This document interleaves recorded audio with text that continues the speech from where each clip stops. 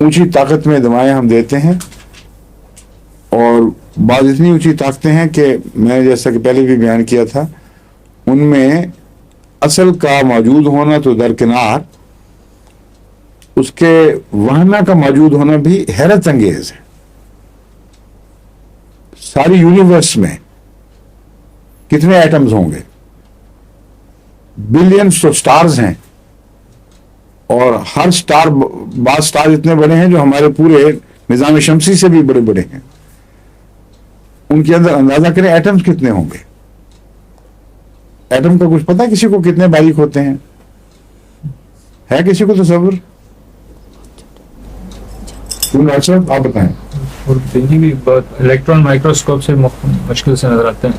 نہیں، وہ اس کا کوئی تصور ایسا بتائیں کہ اندازہ ہو جائے ہمیں کہ مالیکولز اور ایٹم ہوتے کتنے چھوٹے چھوٹے ہیں۔ اس کی بعض مثالیں سائنٹسٹ نے بیان کی ہیں۔ جہاں تک ان کے بیرونی سائز کا، کل سائز کا تعلق ہے، وہ سائز بھی فرضی ہے، صرف اصل سائز ان کا بہت ہی چھوٹا ہے۔ وہ کہتے ہیں کہ اس کی مثال ایسی ہے جیسے ایک بڑے ہال میں ایک مکھی برق رفتاری سے ہال کا چکر لگا رہی ہو، تو اس کے بیرونی چکر کو آپ اس کا اندرونی مرکزی خلیہ کا کنارہ سمجھتے ہیں، اور سمجھتے ہیں کہ ہال یہیں سے شروع ہو رہا ہے۔ ایک ہال، ایک دیکھیں نا، کوئی رسی دے کے مثال دوں، گھمائیں کسی کو تیزی سے یوں، اب انگلی گھومتے گھومتے ایک لکیر بن جاتی ہے۔ رسی پر روڑا باندھیں، گھمائیں تو وہ ایک لکیر بن جاتی ہے۔ دیکھنے والا یہ سمجھتا ہے کہ ایک خول سا بنا ہوا ہے، اس میں آپ داخل نہیں ہو سکتے، اور اگر ہوں گے تو پتھر لگے گا سر کے اوپر۔ یعنی ہر جگہ وہ موجود ہے اپنی رفتار کی وجہ سے۔ اچھا ٹھیک ہے، یہ ہے مثال کے طور پر، دیکھیں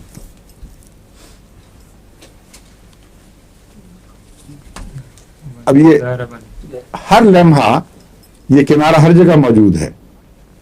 اس وجہ سے یہ عملاً یہی ہے گویا کہ ایک خول ہے، کسی جگہ بھی آپ انگلی داخل نہیں کر سکتے مگر یہ موجود ہوگا، حالانکہ سارے عرصے پر پھیلا ہوا ہے۔ تو دیکھنے میں اگر یہ تار یہ اتنی لمبی ہوتی کہ ایک ہال جو بس نچلا ہال جو ہے اس کے اوپر تک یہ جاتی، اور اندر سے کوئی اس کو گھما رہا ہوتا، تو ہال کا جتنا بڑا ہونے کا تصور ہے وہ تصور پیدا ہوگا، حالانکہ ہال خالی ہے بالکل۔ اندر اس کے جو مرکزی نقطہ ہے وہ ہال کے اندر مکھی کے برابر ہے۔ ہر ایٹم اتنا بڑا ہے، اپنی ذات میں اتنا چھوٹا لیکن اتنا بڑا دکھائی دینے والا۔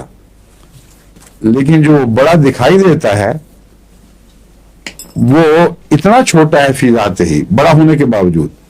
اول تو اس کا بڑا ہونے کا تصور فرضی، اتنا بڑا دکھائی دے رہا ہے حالانکہ اتنا بڑا ہے نہیں، لیکن بڑا ہونے کے باوجود اتنا چھوٹا ہے کہ ایک انسانی سانس میں کتنے ایٹم آ جاتے ہوں گے؟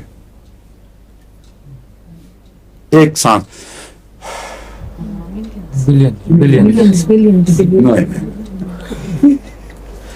اتنے آتے ہیں کہ سائنسدان کہتے ہیں کہ سیزر نے جب وہ سٹیپ ہوا تھا، آخری سانس جو نکالا تھا وہ ہواؤں میں مکس ہونے کے بعد اس کے سانس کا ایک نہ ایک ایٹم ہر اس سانس میں موجود ہے جو آپ لے رہے ہیں۔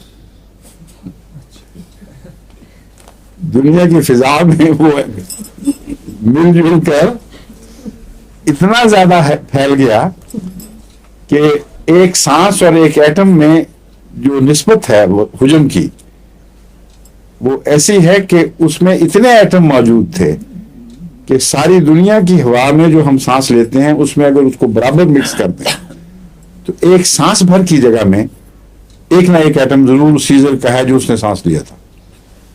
اب بتائیے، یہ ہے، اور جو ہومیوپیتھک پوٹینسی ہے 1,00,000 کی، اس میں سیزر کے سانس کا ایک ایٹم بھی باقی نہیں ہوتا، اس کا کروڑواں اربواں حصہ بھی نہیں ہوتا۔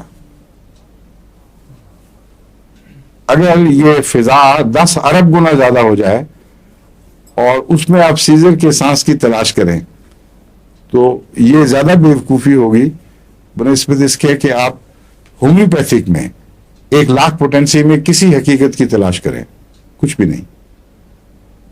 لیکن اثر اتنا طاقتور دکھاتی ہے، اتنا یقینی دکھاتی ہے، اور ایسی ایسی بیماریوں میں دکھاتی ہے کہ عقل دنگ رہ جاتی ہے۔